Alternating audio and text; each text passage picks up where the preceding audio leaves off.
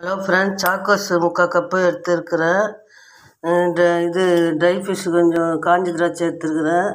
Milk மேடு 1 spoon, சர்க்கரை 1 spoon, பால் ஒரு 1/2 cup. இந்த கப்பால் 1/2 கப்பு. எப்படி பண்ணுறதுன்னு நான் சொல்கிறேன்.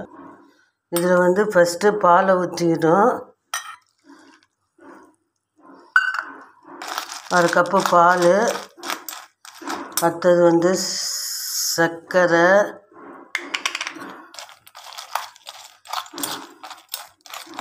மில்க் மேடு,